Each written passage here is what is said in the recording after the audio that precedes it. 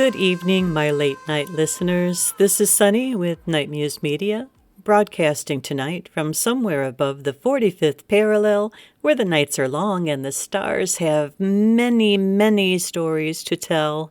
Tonight we're traveling somewhere humans have wondered about for all of our existence, the far side of the moon.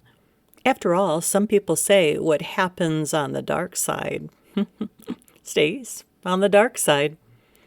For most of history, that was literally true. For thousands of years, every human who ever looked up at the moon saw the same familiar face.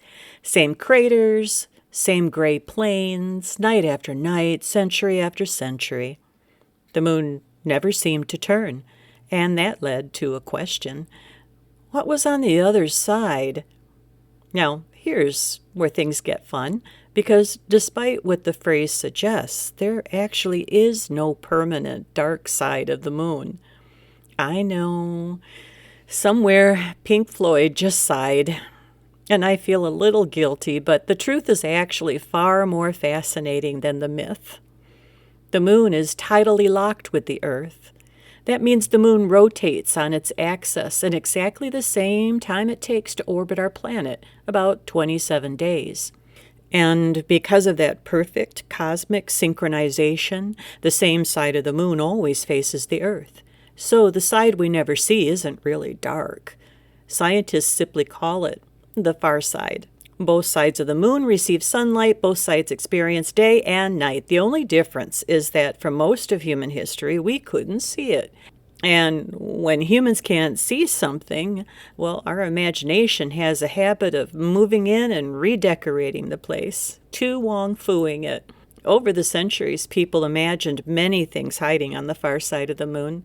Unknown continents and lost civilizations, alien cities, secret bases.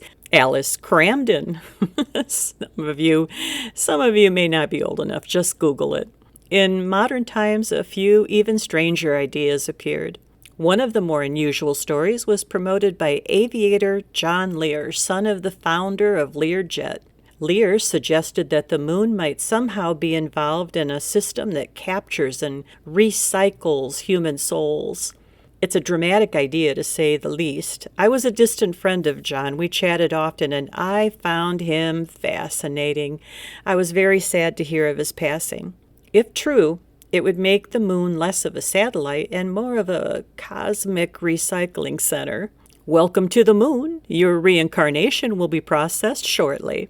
When spacecraft finally photographed the far side of the moon in 1959, the truth turned out to be something quieter. And in its own way, even more remarkable. The far side of the moon is rugged and heavily cratered, towering mountains, enormous impact scars, terrain billions of years old. In fact, it looks very different from the side we see from Earth. The near side has large, dark lava plains, flows that spread across the moon long ago. The far side has far fewer of them. Scientists believe the moon's crust is thicker there, which prevented lava from spreading across the surface. So in a way, the far side of the moon preserved some of the oldest scars of the early solar system. But the moon itself is not standing perfectly still. In fact, something interesting is happening even now. The moon is slowly drifting away from Earth. But don't panic. Not quickly enough for us to notice, but steadily, and 3 to 4 centimeters each year, roughly the speed your fingernails grow. Scientists know this because astronauts placed mirrors up on the moon during the Apollo missions. How smart was that? By bouncing lasers off those mirrors, researchers can measure the moon's distance with extraordinary precision, and the measurements show something fascinating.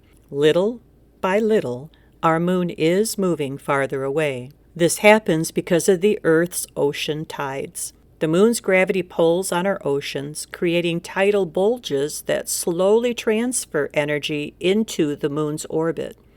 And that tiny push nudges the moon outward. At the same time, Earth's rotation is slowing ever so slightly, and our days are getting longer, only by about 2 milliseconds every century. But over millions of years, it adds up. One day far in the future, the moon will appear smaller in our sky than it does today. And when that happens, something beautiful will disappear from Earth. Total solar eclipses. In about 600 million years, the moon will no longer be large enough to completely cover the sun. So those perfect eclipses that we see today will be mysterious myth in the future. The moon may look timeless hanging above us, but even the sky itself is slowly changing inch by inch, and year by year our quiet companion is drifting. But perhaps the most interesting part of this story is not the science, it's the mystery that came before it. For most of human history, half of the moon remained completely hidden from view, and when humans encounter a mystery, we tell stories. You had the alien cities, the secret bases, soul recycling machines. I, in full honesty, cannot say that these things do not and or never have existed. Keeping a realistic, open mind is important, and it makes life, well, fascinating. But perhaps the far side of the moon never held any of those things. It did hold something powerful, however, and that was our imagination. And imagination has a beautiful habit. It fills the dark places we cannot see. Yet there is something even more remarkable about the moon. Every crater, every mountain, every grain of lunar dust is made from the same ancient cosmic material that makes you. Atoms forged in long dead stars, particles that drifted through space for billions of years before becoming part of the moon, or a human being standing on a quiet planet looking up. In that sense, when you look at the moon, you are looking at something strangely familiar. A distant companion in the night sky, built from the same cosmic ingredients. The moon may feel mysterious, and in many ways it still is. But perhaps the most magical part of all is this. The universe did not just create the moon. It also created someone capable of looking up and wondering about it. Follow the signals, question the noise. I'll see you on the night side.